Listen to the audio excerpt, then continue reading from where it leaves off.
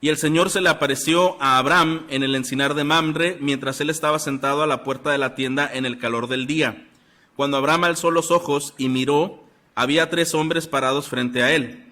Al verlos, corrió de la puerta de la tienda a recibirlos y se postró en tierra. Y dijo: Señor mío, si ahora he hallado gracia ante tus ojos, le ruego que no pase de largo junto a su siervo, que se traiga ahora un poco de agua, lávense ustedes los pies y reposen bajo el árbol. Yo traeré un pedazo de pan para que se alimenten y después sigan delante, puesto que han visitado a su siervo. Y ellos contestan: haz así como has dicho, dijeron ellos.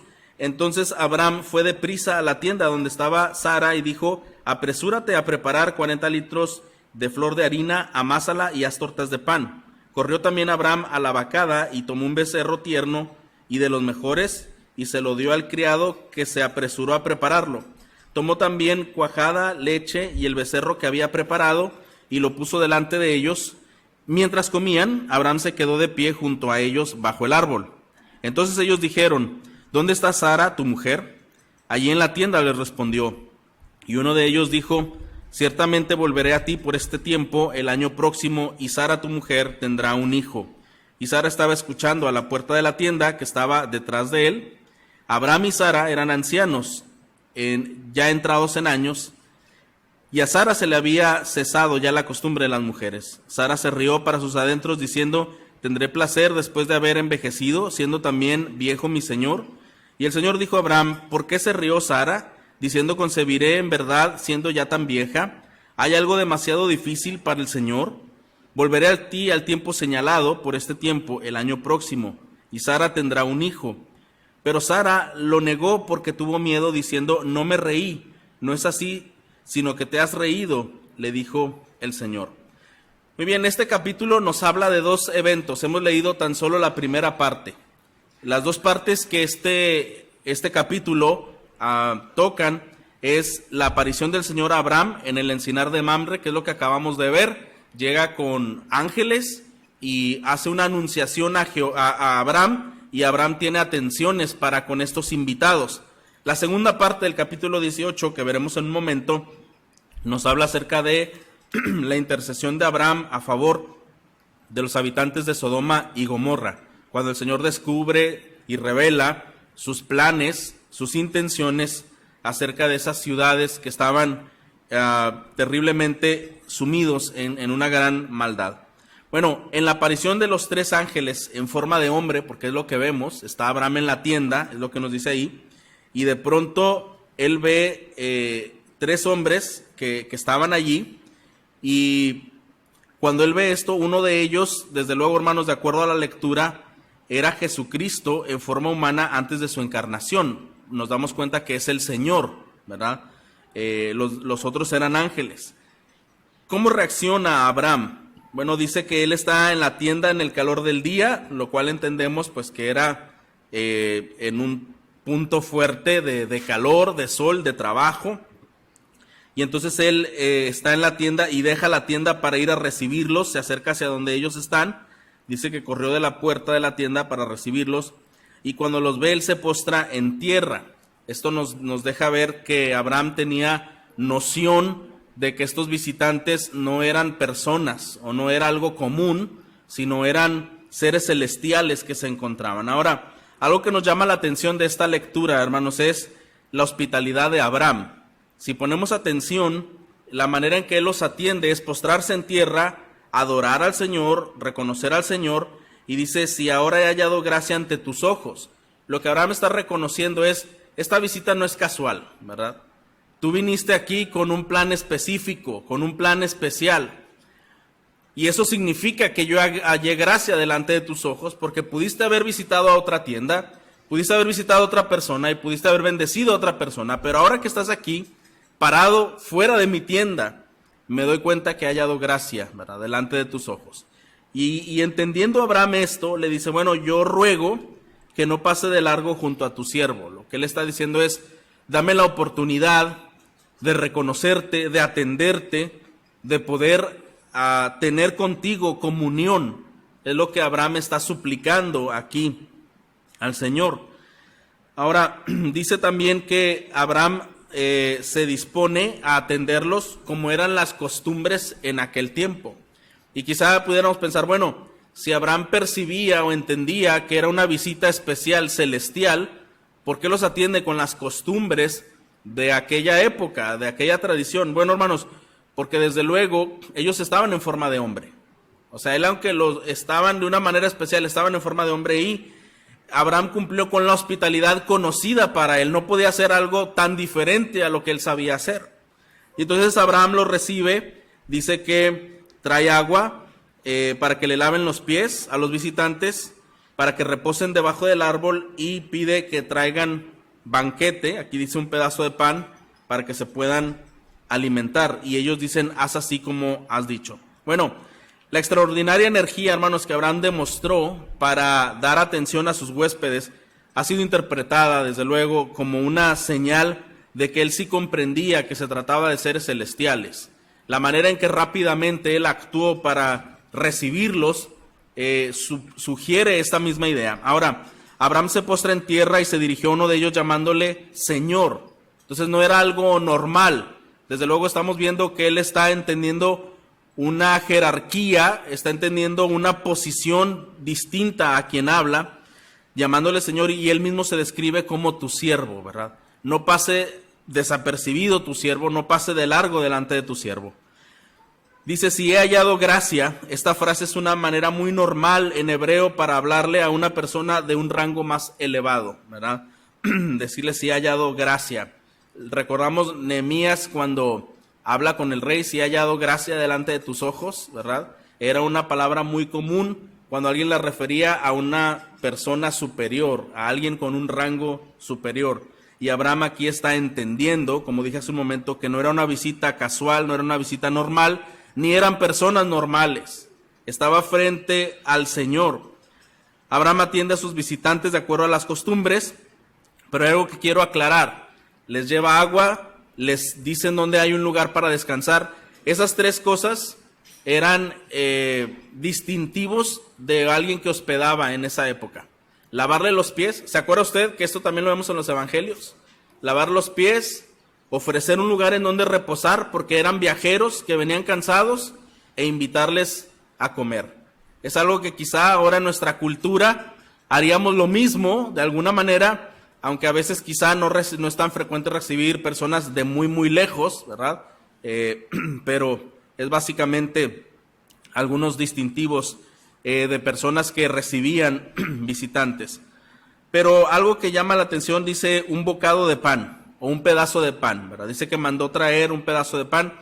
Nosotros nos imaginamos todo muy literal y quizá pensamos, ¿verdad?, un pedazo allí de bolillo o algo así, algo parecido a eso. Pero no era un bocado de pan literal, hermanos. Esa era una expresión. A veces aquí personas dicen, hermano, le invito un taco, ¿verdad? Y yo sé que no es literal un taco, ¿verdad? Es como una expresión que nosotros hoy usamos. Bueno, ellos usaban esa expresión, un bocado de pan, ¿verdad? Porque no eran mexicanos. Entonces, un bocado de pan, ¿sabe a qué se refería? Una cena abundante, es lo que Abraham ofreció.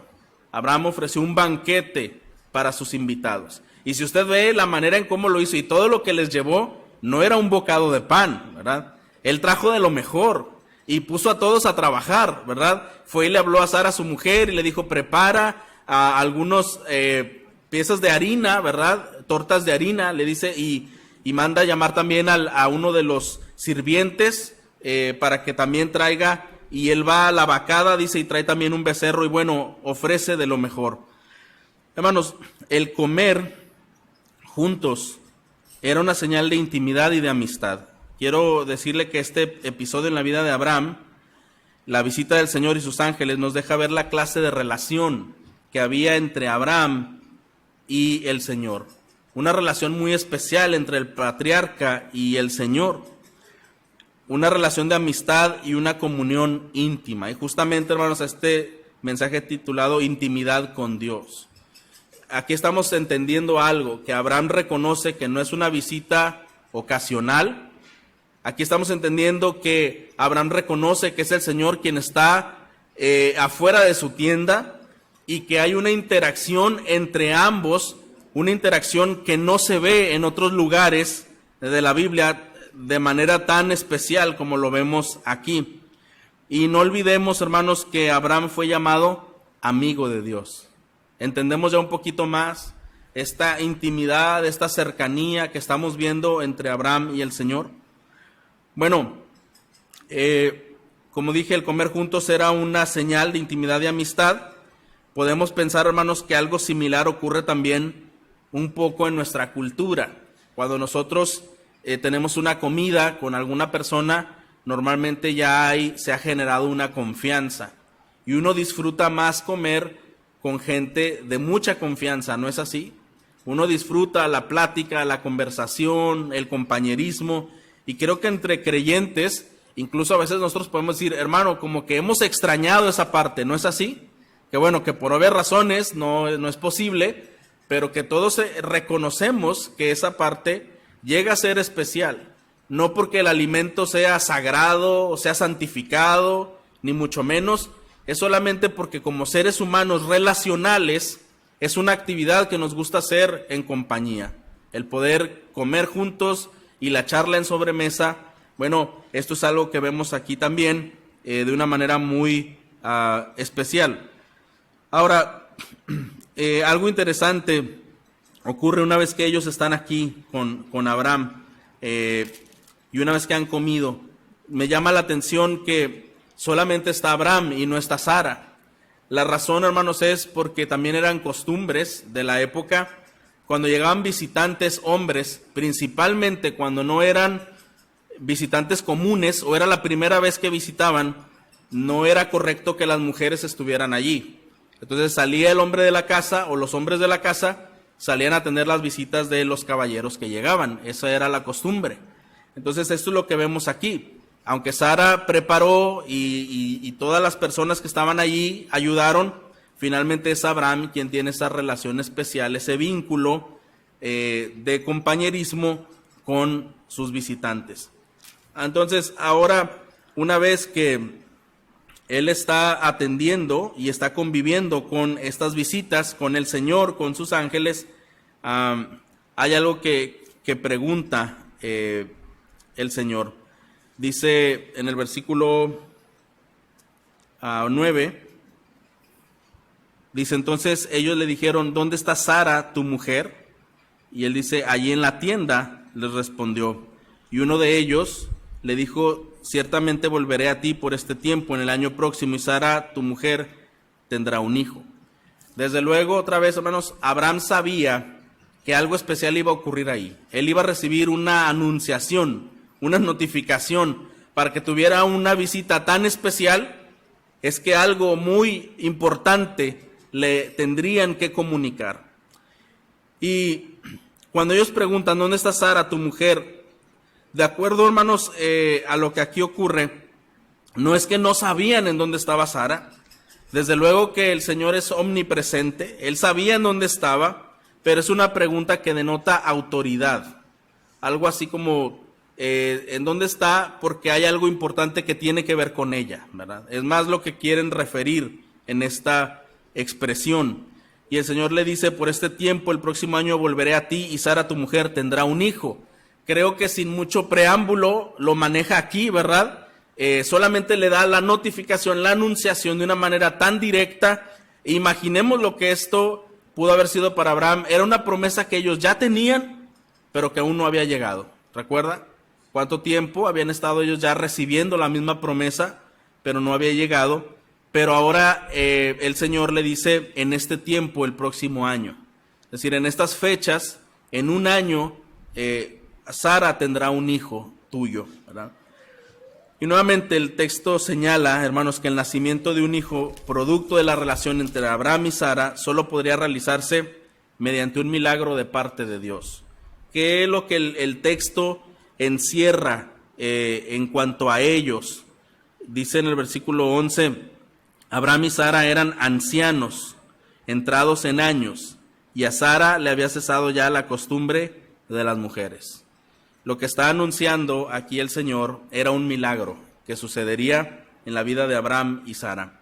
Ya no estaban en condiciones de tener familia, pero el Señor está demostrando, está revelando su todopoder. Qué visita tan especial, hermanos, ¿no cree?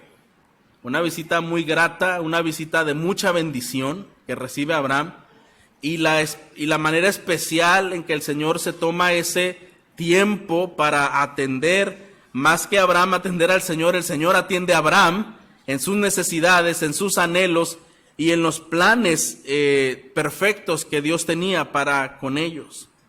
Entonces esto nos enseña algo muy, muy interesante. Desde luego, hermanos, hay algunas personas que estudian la Biblia que ellos piensan que quizá Abraham no se dio cuenta que era el Señor o que eran ángeles en el primer instante, sino que fue descubriendo que era el Señor. Y dice, bueno, si esto es así, nos hace recordar lo que las Escrituras dicen en Hebreos 13:2, donde dice, no os olvidéis de la hospitalidad, que por ella, algunos sin saberlo, hospedaron ángeles. ¿Está de acuerdo, hermano? No olvides de la hospitalidad, que por ella, algunos sin saberlo, hospedaron ángeles. Y probablemente Abraham fue descubriendo, aunque sabía que no era una visita casual y que no era personas, que no era algo normal, fue poco a poco descubriendo de quién se trataba la visita. Cuando ellos preguntan por su mujer y dan y decretan lo que sucedería en un año, ¿qué sucede respecto a Sara? Bueno, vamos a continuar con la lectura. Y versículo 12, Sara se rió para sus adentros, diciendo, tendré placer después de haber envejecido, siendo también viejo mi Señor. Otra vez, hermanos, ¿se acuerda usted que habíamos visto que Abraham había tenido esa misma respuesta? Se había reído, le había causado asombro, incertidumbre y hasta cierto punto incredulidad. Lo vimos apenas recientemente. Bueno, ahora vemos ese contagio de Sara también. Para mí una nota importante, hermanos, aquí que resaltar es, desde luego, Sara está luchando también con la misma incredulidad. Sara está también luchando con el mismo asombro. Pero de alguna manera, hermanos, lo que a veces nosotros somos, lo contagiamos a nuestra pareja. ¿No cree usted así? Muchas veces lo que nosotros tememos, esos temores, los infundimos, ¿verdad?, en la persona que está cerca de nosotros. Muchas veces nuestras aprensiones, nuestras emociones, nuestros estados de ánimo, incluso, hermanos, hasta nuestra falta de fe, la podemos transmitir con mucha naturalidad. Nuestro negativismo o algunas cosas no correctas las podemos transmitir con mucha facilidad. No era de sorprender que Sara también se riera, entendiendo que Abraham mismo lo había hecho.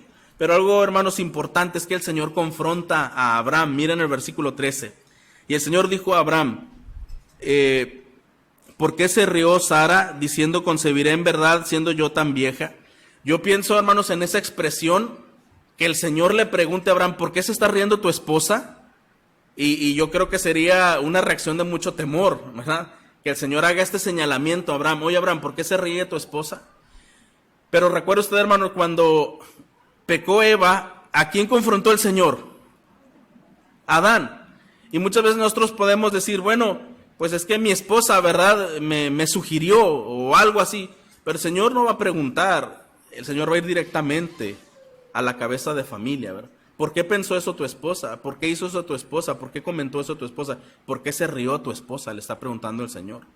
Y otra vez yo pienso ese gran asombro y temor que pudo haber inundado a Abraham. Y vemos ahí también el versículo 14. Ahora el Señor dice algo más específico. ¿Hay algo demasiado difícil para el Señor? Yo sé que la versión Reina Valera dice, ¿hay para Dios alguna cosa difícil? Y otra versión dice, ¿hay algo imposible para el Señor? Todo esto significa lo mismo. Nuevamente el Señor le está diciendo a Abraham, en esa confianza que están manifestando, que están conviviendo, ¿tú piensas que hay algo imposible para mí? ¿Tú crees que es difícil lo que yo estoy diciendo, que es descabellado, que no tengo el suficiente poder para hacerlo? Y desde luego, hermanos, que Abraham en ese momento creía en la promesa de Dios. Desde luego que Abraham quizá sintió pena y confusión de decir, yo en este punto te creo, pero ahora he cargado de incredulidad a ella.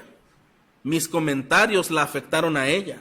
Mi modo de ver las cosas la afectaron a ella. Aunque yo ya estoy en una posición distinta en la comunión contigo, ella todavía no está allí, porque no le he ayudado a que ella esté en este punto en el que yo me encuentro ahora. Eso es lo que está sucediendo, hermanos, en este pasaje. Pero ahora el Señor va directamente con Sara, ¿verdad? Dice, por este tiempo Sara tendrá un hijo. Y miren el versículo 15. Pero Sara lo negó porque tuvo miedo, diciendo, no me reí. Pero el Señor le responde, no es así, sino que te has reído, le dijo el Señor. Otra vez, hermanos, aunque fue un momento muy cálido y muy agradable la convivencia, hay también una confrontación de parte del Señor.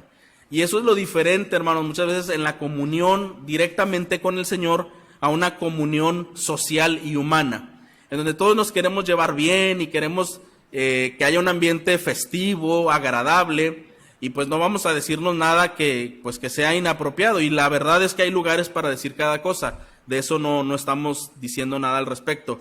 Pero una verdadera comunión, hermanos, en este caso una verdadera comunión con el Señor, va plagada, va completamente impregnada de mucha verdad. Entonces el Señor está demostrando que ama a Abraham, que ama a Sara, que tiene planes para ellos, que les ama tanto que ha descendido a convivir con ellos, pero también les hace ver que son incrédulos. ¿Está de acuerdo, hermano? Sin ninguna ofensa, pero sí una confrontación de decirle, tú tienes falta de fe. Y tu esposa demuestra lo mismo que hay en tu corazón, porque ella también tiene falta de fe. Y Sara, ¿por qué te ríes? Yo creo que eso es, otra vez, hasta puede ser intimidante, ¿verdad, hermano? Recibir una confrontación de ese tipo, que en este caso viene directamente del Señor. Y Sara, nerviosa, temerosa, niega y dice, no me reí, sino que tuve miedo. Y el Señor le dijo, no, sí te reíste. Todavía le corrige, ¿verdad? No, Sara, sí te reíste. Sí, en tu corazón sí hay incredulidad, sí te reíste. Hermanos, estamos delante de un Dios omnipresente y omnisciente, ¿verdad? Está en todos lugares y todo lo sabe. Dice la Biblia que aún lo más profundo de nuestro corazón, el Señor lo conoce, ¿verdad? Y esto es algo, hermanos, que nos debe hacer pensar. Cada día que nosotros estamos haciendo nuestras actividades y desarrollando nuestras responsabilidades, estamos delante del Señor. Como dice el salmista, ¿a dónde huiré de tu presencia? ¿De dónde huiré de tu espíritu? En cualquier lugar, y todos los lugares que él menciona, ¿verdad? Al irse por las montañas, al irse por los ríos, al irse por cualquier otra senda, dice, ahí estás tú. Y tú lo conoces todo, ¿verdad? Y estoy descubierto delante de ti. No hay ni una mínima intención de mi corazón que el Señor no conozca. Y sabemos que personas pueden ser engañadas, hermanos, pero el Señor nunca será engañado. Eso es algo que sabemos bien. Y aquí el Señor está redarguyendo, está confrontando y está enseñando a esta pareja que el Señor escogió para llevar a cabo planes especiales. Hermanos, cuando la palabra de Dios nos confronta, no debemos tener una actitud en contra de la palabra del Señor. Al contrario, ¿sabe esto qué significa cuando el Señor nos confronta? Que el Señor al que ama, disciplina, o el Señor al que ama, corrige. Y no nos habla de una disciplina eclesiástica en ese aspecto. Nos habla de que nos hace ver en las cosas en las que podemos estar haciendo mal. Quiere decir que al Señor le importamos cuando Él toma estas acciones de hacernos ver que nuestro camino no está siendo el mejor. Al contrario, hermanos, en lugar de sentirnos ofendidos o molestos, o quizá recriminar a otros lo que está pasándonos, debemos darle gracias a Dios. Y muchas veces, hermanos, el Señor utilizará instrumentos humanos para ciertas tareas, pero debemos siempre ver el panorama amplio y bíblico, que el Señor tiene cuidado de nosotros, y cuando el Señor ha escogido llevar a cabo sus planes a través de sus hijos, la confrontación es algo que no va a faltar en nuestra vida, hermanos. El Señor se va a encargar de confrontarnos, y de una manera especial, porque Él, cuando habla con Sara, no la está humillando, no la está exhibiendo, no la está exhortando de una manera tan terrible, lo está haciendo con mucho amor. ¿Se da cuenta? A través de una conversación, a través de una comunión íntima, Y ahí le dice, Sara, ¿por qué te ríes? No, no me reí, sí te reíste, ¿verdad? ¿Que acaso hay algo difícil para mí? Y no le tacha sus fallas, simplemente le está diciendo, quiero que pongas tu atención en mí, ¿hay cosa difícil para mí? Y en este momento esa confrontación la llena de verdad. Hermanos, es que es diferente una confrontación a un reproche. ¿Está de acuerdo?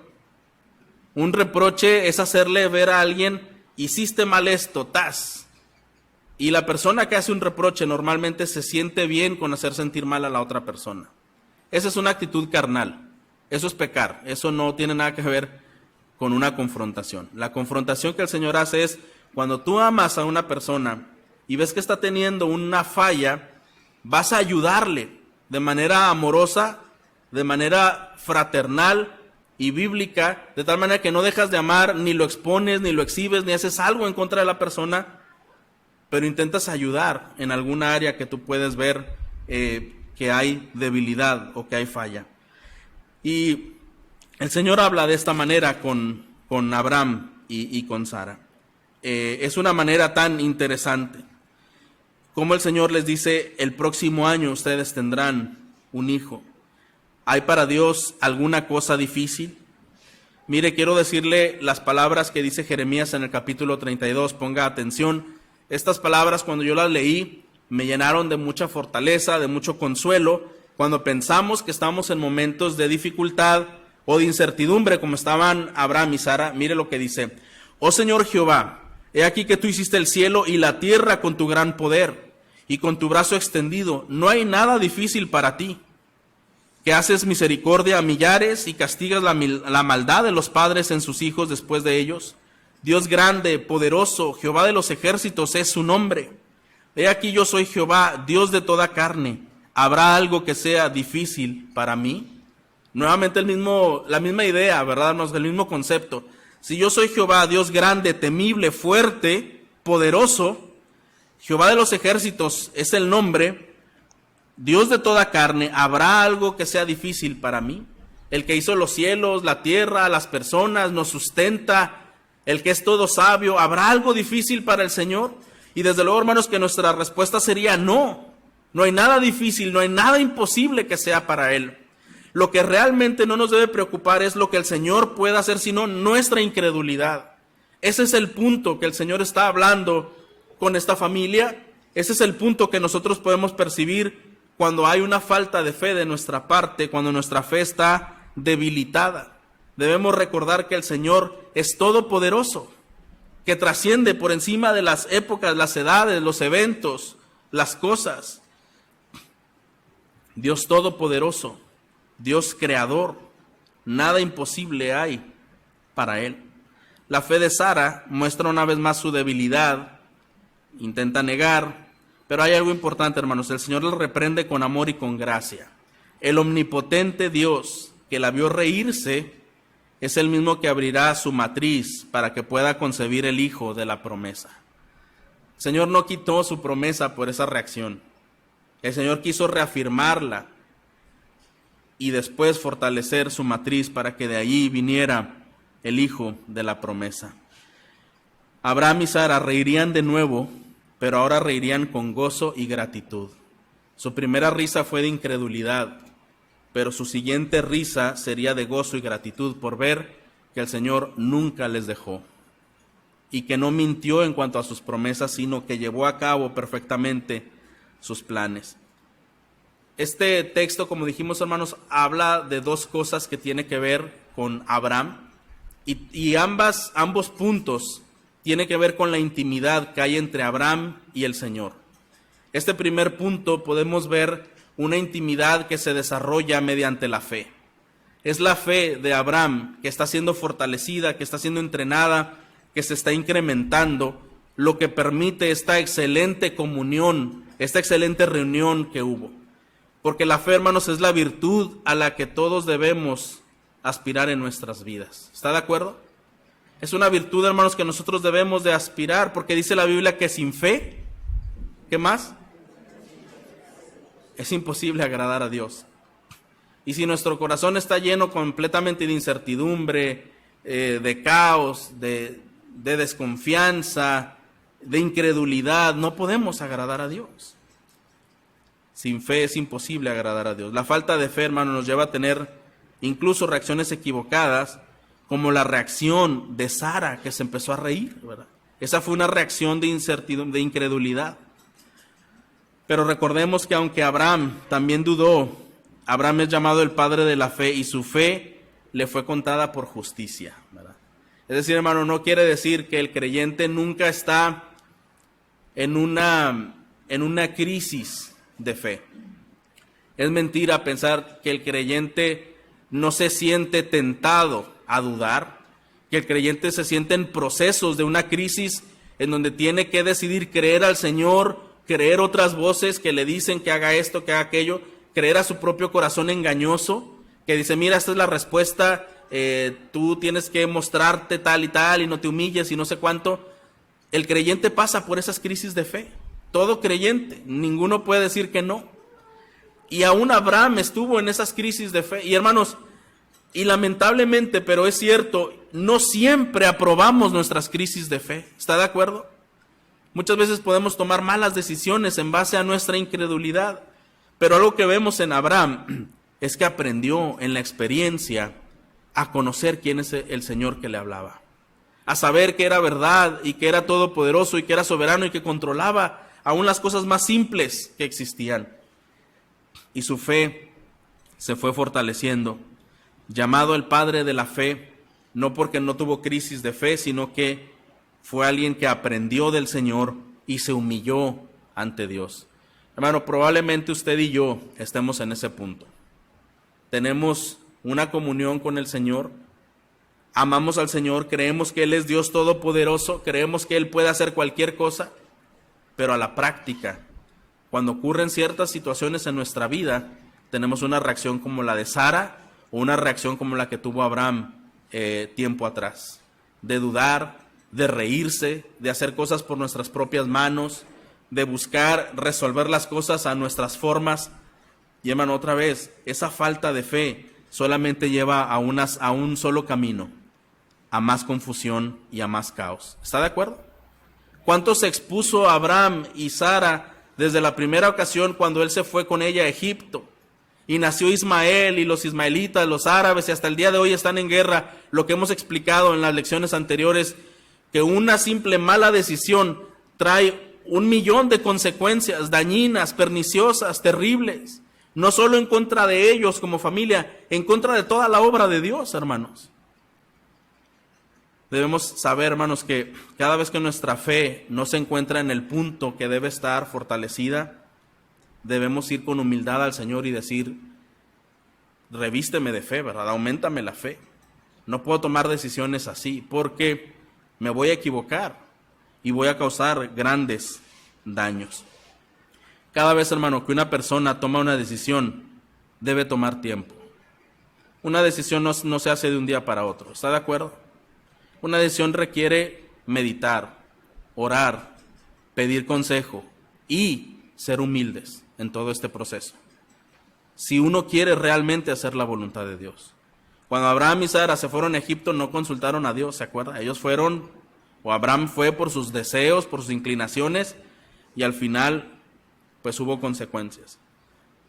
Pero nosotros como creyentes debemos de aprender, hermanos, que cada decisión que debemos tomar, personal, familiar, respecto de nuestra iglesia, de cualquier otra cosa que tenemos que hacer, hay que buscar la dirección del Señor. ¿Y qué sucede? Una vez que el Señor ha declarado lo que pasaría con él y con Sara. Bueno, otra vez, hermanos, el padre de la fe, que la fe le fue contada por justicia, recordemos que a través de la fe nosotros somos justificados también. A través de la fe escogemos al Señor antes que escoger cualquier otra opción. Entonces, la fe nuevamente es esa virtud que nosotros debemos buscar constantemente. Por medio de la fe, hermanos, tomamos decisiones correctas. Eso es algo importante. Por medio de la fe tomamos decisiones correctas. No decisiones basadas en las circunstancias presentes, no decisiones tomadas basadas en nuestras emociones, sino en la verdad de la palabra de Dios. Debemos aprender esta parte, hermanos, y decir al Señor, yo quiero tener comunión contigo, una comunión caracterizada por una vida de fe. Vamos al segundo punto. Ahora vamos a ver una comunión íntima con Dios mediante la oración. Una comunión íntima con Dios mediante la oración. Entendemos que el Señor bajó con los ángeles para ver a Abraham hasta su tienda y que tenía una anunciación importante, ¿verdad? Que era que sería padre en un año y que el Señor cumpliría sus promesas. Pero ahora sucede algo más. En el versículo 16 dice, entonces los hombres se levantaron de allí y miraron hacia Sodoma. Abraham iba con ellos para despedirlos. Pero el Señor dijo, ocultaré a Abraham lo que voy a hacer, porque ciertamente Abraham llegará a ser una nación grande y poderosa, y en él serán benditas todas las naciones de la tierra. Hermanos, este texto también es bastante emocionante, porque no solo que el Señor descendió para convivir, para tener comunión con Abraham, ahora fíjese lo que él está pensando y él está compartiendo. ¿Encubriré yo alguna cosa a Abraham? Ya hay una confianza, ¿verdad? Yo tengo confianza con Abraham que ahora puedo revelarle mis planes. Puedo decirle mis intenciones, es lo que el Señor está diciendo, ¿verdad? He de encubrirle algo, entendiendo que él ha de ser una nación grande y fuerte y que en él serán benditas todas las naciones de la tierra. ¿Cuántos planes tenía Dios para Abraham, hermanos? Planes trascendentes, ¿verdad? Hasta el día de hoy nosotros somos hijos de Abraham, ¿verdad? Todo esto es la bendición que el Señor trajo a su vida. Es importante notar una vez más que es Jehová quien toma la iniciativa y aborda el tema. No es Abraham quien preguntó por Sodoma, no es Abraham quien preguntó por los planes del Señor. Fue el Señor el que tuvo la iniciativa, ¿verdad? Voy a descubrirle mis planes, voy a decirle mis intenciones. Nuevamente comprobamos que había una relación especial de confianza y amistad entre Jehová y el patriarca. El Señor lo considera en su equipo, lo considera para revelarle cuestiones importantes, cuestiones confidenciales, ¿verdad? ¿Cuántos de nosotros desearíamos una comunión así, verdad, con el Señor? Nosotros sabemos, hermanos, que cuando personas nos expresan cuestiones personales, privadas, es que ahí hay una confianza, ¿no es cierto? Es que ahí hay una confianza.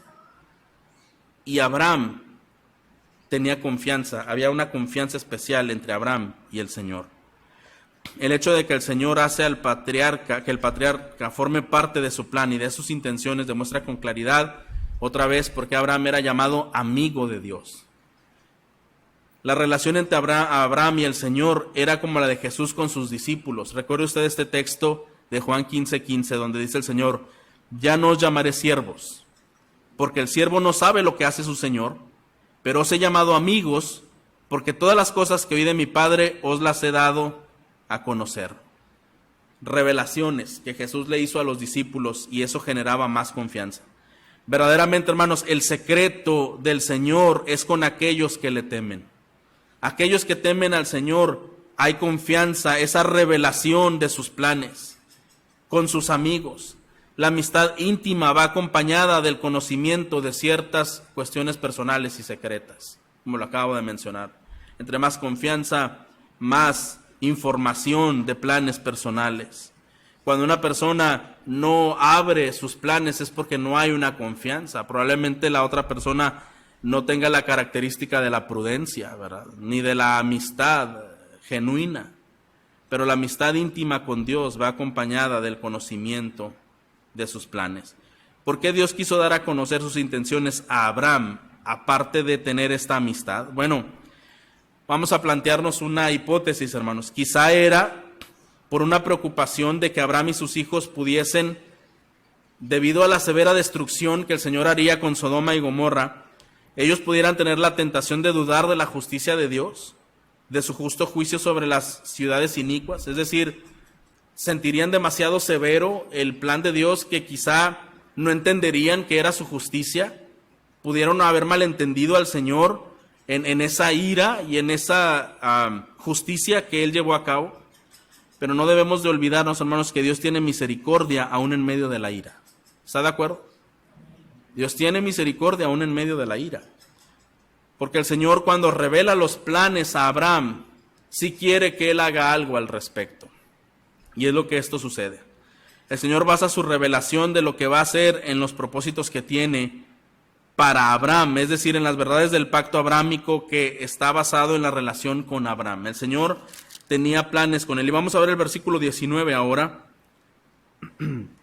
Y yo lo he escogido, hablando Dios de Abraham, el Señor de Abraham, y yo lo he escogido para que mande a sus hijos y a su casa después de él, que guarden el camino del Señor, haciendo justicia y juicio, para que el Señor cumpla en Abraham todo lo que él ha dicho acerca de él. Está haciendo aquí el Señor es, yo tengo que revelarle esto a Abraham, porque hay muchos planes divinos hacia para con él. Y no solo son planes que atañen a él, los planes divinos que hay hacia Abraham van a repercutir hacia su descendencia y va a trascender por los siglos. Es bien importante que Abraham sepa las intenciones de mi corazón y mi justicia hacia la maldad. ¿Cómo va el Señor a reaccionar hacia la maldad? Y también iba a mostrar su misericordia, que en medio de esa maldad y en medio de ese juicio que Dios llevaría a cabo, habría gracia también. Todo esto lo tenía que aprender Abraham.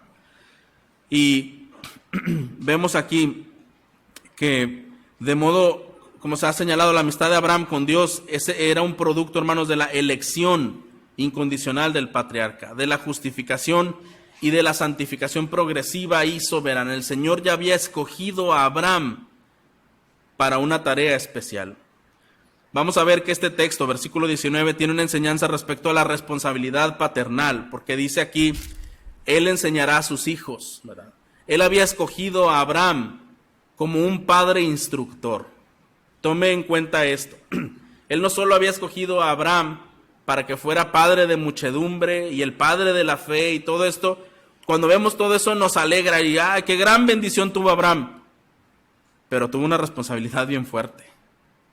Tú vas a ser un padre instructor. Y todo eso sí se va a lograr, pero a ti te va a costar también.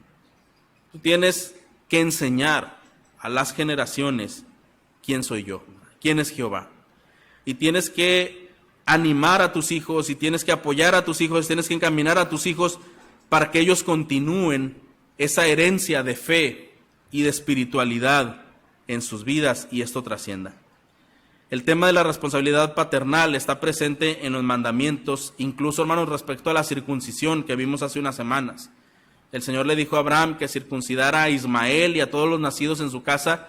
El Señor ya le está dando tareas como padre espiritual, cómo tenía que estar alineando no solo a su hijo Ismael, nacido hasta en ese momento solamente, pero incluso a las personas con las que él ministraba, por decirlo de alguna manera, porque Abraham estaba enfrente de muchas personas.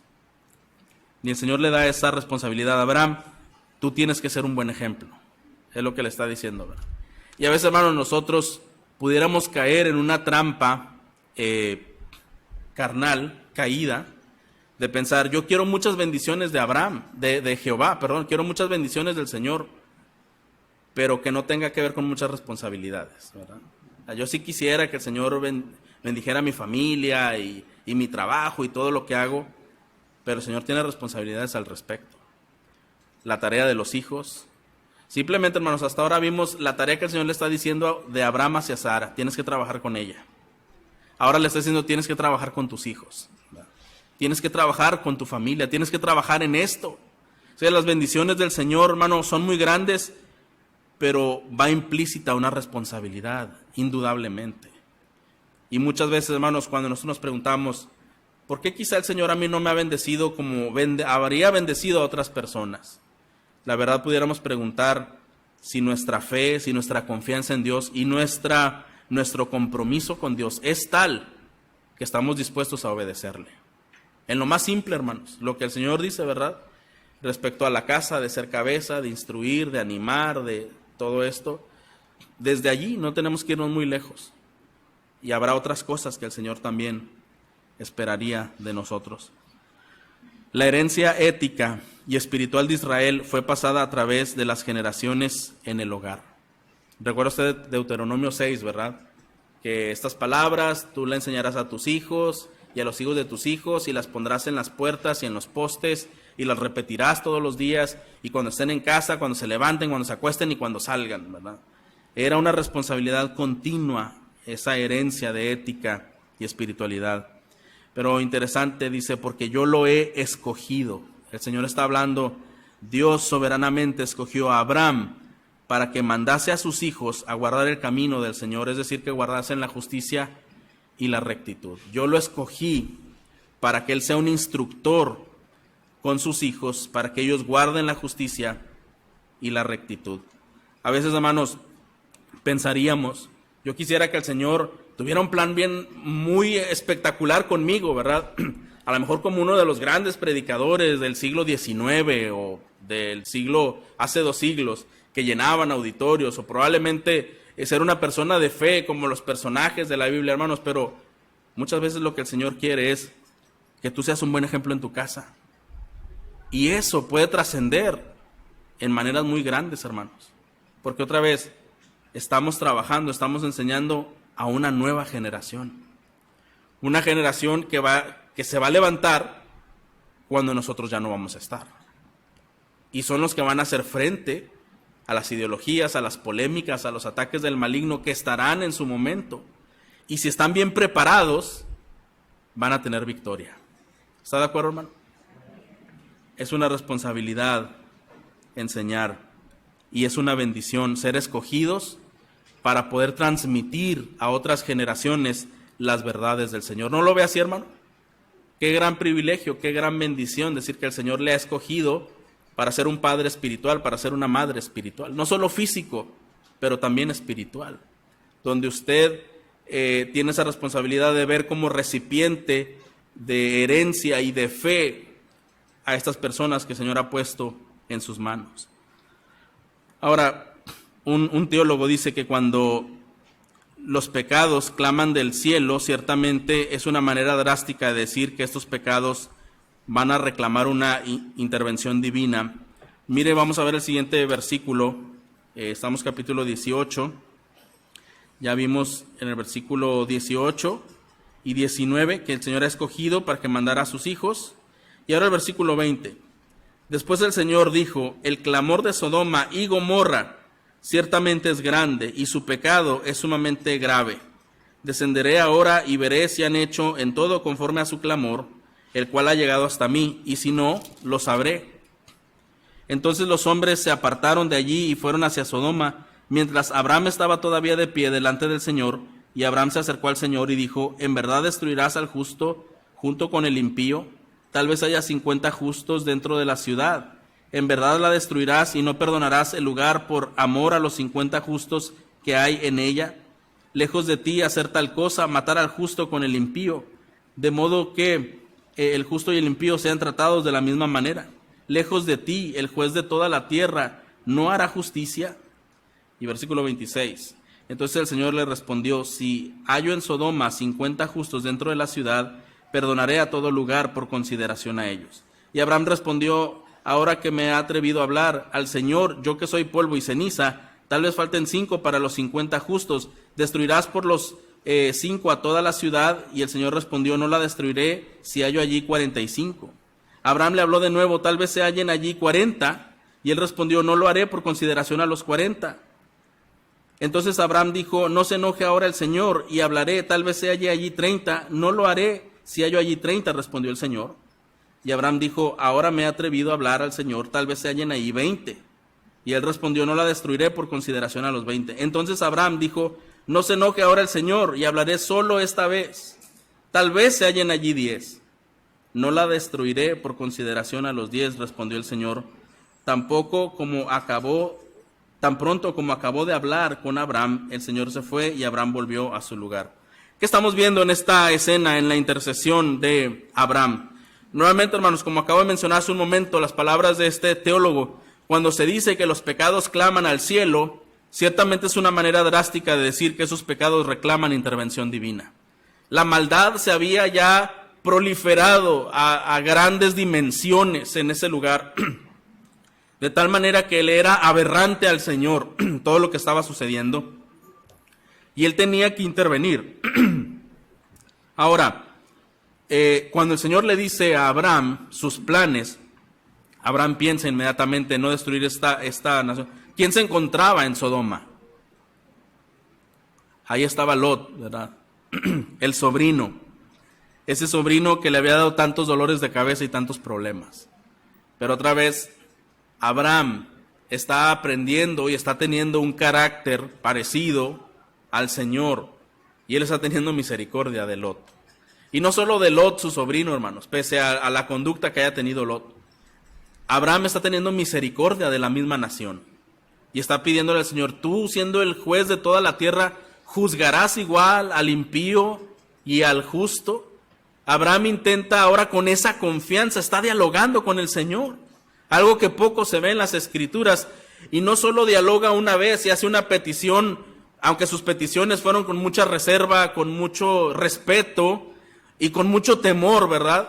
Con mucha reverencia, pero insistió. No se enoje mi Señor ahora por lo que le voy a decir, ¿verdad? No se enoje si soy tan insistente. No se enoje si ahora bajo la cifra de las personas por las cuales Sodoma se puede salvar. Hermanos, pero lo más increíble es que el Señor le respondiera a Abraham, ¿verdad?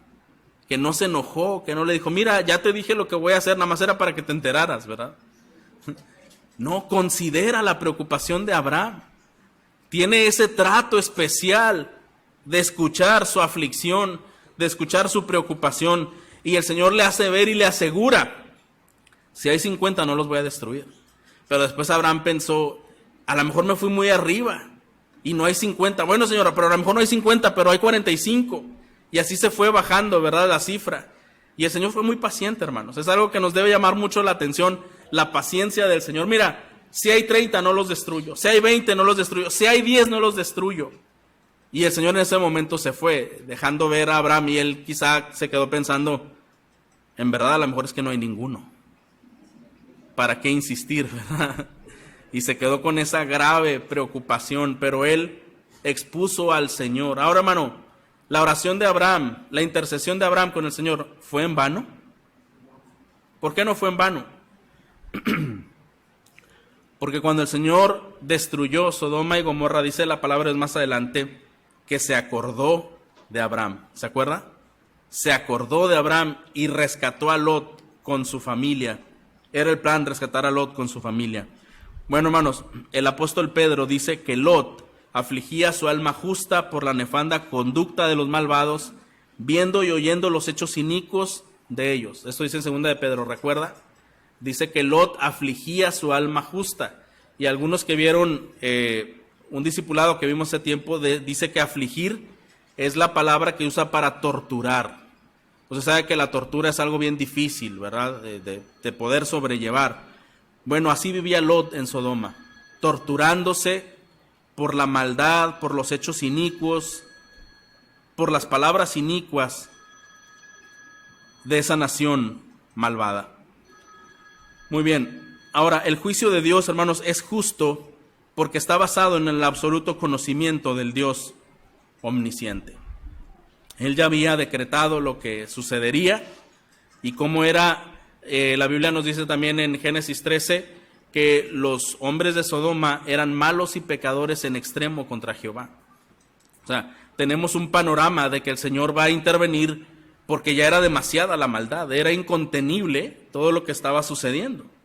Pero las razones por las que Abraham se preocupa en las intenciones de Dios de destruir Sodoma y Gomorra, pensamos que era amor y humildad, pensando en Lot, pensando en esta nación. Y su insistente oración desea persuadir al Señor de tal manera que fue suplicando más y más por menos personas. No obstante, hermanos, como dijimos, la oración de Abraham no fue infructuosa, ya que fue respondida de alguna manera. Cuando el Señor destruye a Sodoma y Gomorra, se acuerda de Abraham y salva a Lot. Para terminar, hermanos, de esta lección podemos aprender un principio muy importante que conocemos, que la oración del justo puede lograr mucho. ¿Está de acuerdo, hermano?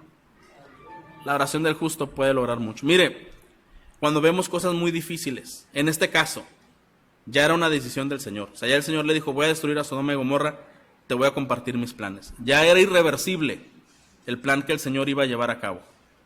Abraham pudo haberse sentido perdido y decir, si el Señor ya decidió, yo no voy a poder hacer cambiar de opinión, porque Él es Dios y Él es todo sabio. Pero voy a intentar, ¿verdad?, persistir y orar y decir al Señor que tenga misericordia. Y el Señor lo deja tranquilo, hermanos, al decirle a Abraham, prácticamente la respuesta del Señor es, mira, el número de justos que haya ahí se van a salvar. Prácticamente lo que el Señor le está diciendo a Abraham.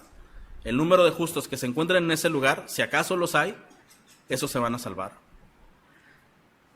Y hermanos, en nuestra vida, cuando vemos escenarios muy, muy negros, ¿verdad?, cosas muy difíciles y que se pueden ver irreversibles y que ya no hay cierta esperanza y nos vemos muy desconsolados en ciertas cosas, no olvidemos que la oración del justo puede lograr mucho. Hermano, esta enseñanza nos anima a reconsiderar nuestra actividad de oración. Si en realidad nosotros clamamos al Señor en todo momento o simplemente nos dejamos llevar por las pasiones y el calor del momento y actuamos como actuaría alguien que no conoce a Dios. Un creyente va a sufrir, un creyente va a tener crisis de fe, se va a debilitar, va a llorar, pero finalmente va a clamar al Señor. Esa es la diferencia, hermano, entre un creyente y un no creyente. Hay los mismos sentimientos en cierta forma, la misma preocupación, pero la manera en que va a reaccionar cada uno, ahí hace la diferencia entre el impío y el creyente. El impío dará rienda suelta a toda su maquinación. Déjame ver de qué manera voy a hacer aquí, mover ciertas piezas. Si bien no lograr algo, pues por lo menos destruir algo, ¿verdad? Pero el creyente, hermano, va a ir en humildad y en oración al Señor, de rodillas, pidiendo por esa intervención. Y sabe una cosa, esa oración será contestada. ¿Está de acuerdo, hermano? Como cristianos, debemos practicar más la oración y sobre todo la oración de intercesión. Estoy terminando, hermanos, son las últimas palabras. Una oración por la salvación de los que se encuentran ajenos al Evangelio debe ser una oración constante para nosotros, por aquellos que están ajenos al Evangelio. En las Escrituras, hermanos, nunca vamos a ver oraciones que supliquen por castigos, disciplinas o porque a otras personas les vaya mal. Mire, si acaso vamos a ver oraciones que suplican porque los malos no se alegren y se huelguen en la injusticia y vayan a vituperar el nombre de Cristo. La Biblia dice esto, ¿verdad? O sea, cuando una persona está blasfemando el nombre de Dios, está haciendo algo en contra de la obra de Dios, hay una oración, vale, Señor, no dejes que estas personas se regocijen en la maldad y blasfemen tu nombre, ¿verdad? Y seas vituperado. Pero en ningún momento, hermanos, nosotros debemos orar pidiendo disciplina o castigo a una persona que no está haciendo algo en contra de la obra de Dios. Y mucho menos si es algo personal. No vemos esto en las Escrituras. Sí hay oraciones que son válidas para el Señor cuando hay intenciones de blasfemar el nombre de Dios. Hay que pedir al Señor que eso no prospere. Pero hermanos, otra vez, en ningún lado encontraremos que es correcto orar porque a una persona le vaya mal. Esas oraciones son antibíblicas. ¿Estamos de acuerdo, hermanos? Nuestras oraciones es interceder, como está haciendo Lot, ¿verdad?, con el Señor, porque si acaso, ¿verdad?, vemos a una persona, y en este caso podemos pensar en Lot, que era un justo afligiendo su alma justa, que el Señor tuviera misericordia. Si podemos, hermanos, y no solamente podemos, sino debemos más bien orar porque el Señor tenga misericordia del que está perdido. Esta sí es una oración que debe enfocarnos por personas que conocemos que se encuentren perdidas sin Cristo. Somos creyentes fieles, hermanos, y con la madurez de interceder con nuestra oración por estos aspectos importantes. Le voy a mencionar algunos, solamente 3, 4 para cerrar, y vamos a orar por esto que voy a mencionar. En verdad, hermano, ¿cuánto usted se ha preocupado en orar por el gobierno? De verdad, así sinceramente. Que usted ore por su gobierno, por las personas que están dirigiendo el país y las personas que están dirigiendo el mundo. ¿Cuántos de nosotros hemos orado?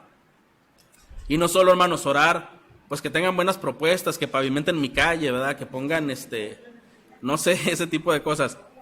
No, hermano, que ore que esas personas no sean enemigas del Evangelio, ¿verdad? Orar que el Señor, mire, ¿Qué es lo que el cristiano cree? El cristiano cree en la Biblia, cree en los planes de Dios. El cristiano cree en la vida, ¿verdad? El cristiano cree en la familia. El cristiano cree en principios, en valores, en una educación de principios que conserve la familia, que conserve el respeto, hombre y mujer, cosas muy definidas. Eso cree un cristiano, ¿no es así, hermanos? A veces, hermanos, debemos tener cuidado porque como creyentes puede ser que cuando estamos inmiscuidos o estamos inmersos en la política, todo eso lo hacemos de lado. Bueno, va a pavimentar mi calle, va a poner luz, va a venir la basura ahora sí a sacar por mi casa. Eso es lo que a mí me interesa. Aunque quizás sean personas en contra de la vida, en contra de la familia, hermano, debemos ser sabios. ¿Está de acuerdo? Debemos pedir al Señor sabiduría en todo lo que hacemos. Y nuestra oración debe ser por los dirigentes de nuestro país. Oramos, hermanos, porque el impacto del Evangelio en la predicación sea tal. Yo les he compartido que predicadores de siglos pasados, como lo es Spurgeon, tenía un pacto con la iglesia. El día de la predicación, el domingo, el auditorio era cerca de 10,000 personas. Entonces, a veces se llenaba. Pero había abajo un aposento, un sótano, que era aproximadamente para 200, 300 personas, donde gente de la iglesia se iba a orar durante la predicación. Y ellos estaban suplicando al Señor que hiciera una obra especial mientras la predicación estaba siendo predicada. Y muchas personas se convertían, hermanos, desde luego. Nosotros oramos, hermanos, el sábado o en la semana: Señor, usa la predicación. En primer lugar, deberíamos orar para que cambie nuestras vidas. ¿Está de acuerdo? Y en segundo lugar, hermanos, porque quizá habrá una persona que sea la única vez que se va a acercar a escuchar. Y tú puedes hacer un milagro allí. Tú puedes hacer un milagro allí. Oramos, hermanos, por el control soberano del Señor en estos tiempos difíciles donde la maldad se sigue incrementando. Hemos orado: Señor, sigue controlando, sigue gobernando, porque parece a veces que el mal persevera. Pero, Señor, nosotros rogamos que tu justicia siga siendo clara, siga siendo firme, y tú sigas siendo el Señor. Hermanos, estas son oraciones por las que nos debemos de preocupar. Abraham intercedió, no solo por su sobrino, intercedió por una nación y los planes de Dios. Nosotros debemos de interceder, hermanos, por nuestra nación, por la obra de Dios, por sus planes en nuestro entorno. Yo sé que a veces oramos al Señor por enfermedad, oramos al Señor por provisión, y todo esto es válido. Pero, hermano, el creyente debe tener oraciones que trascienden también. De esta manera, hermanos, hemos visto una intimidad con Dios, una intimidad a través de la fe, donde Dios declara, se manifiesta a Abraham y convive con él y le da una bendición. Y hemos visto también una intimidad donde el Señor revela los planes a Abraham a través de su palabra, por decirlo, y Abraham intercede en oración. Un creyente puede tener una intimidad con Dios muy especial, hermano. ¿No es ese su deseo? Tener esta clase de comunión con el Señor, en donde usted pueda ver los planes de Dios a través de la palabra y usted puede interceder y ser escuchado. Yo creo que todos deseamos esto, ¿verdad?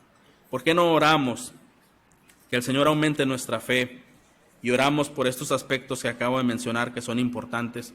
Y no solo esta vez, hermanos, pero que el Señor nos dé la convicción de estar orando por estos aspectos de manera regular en nuestras casas.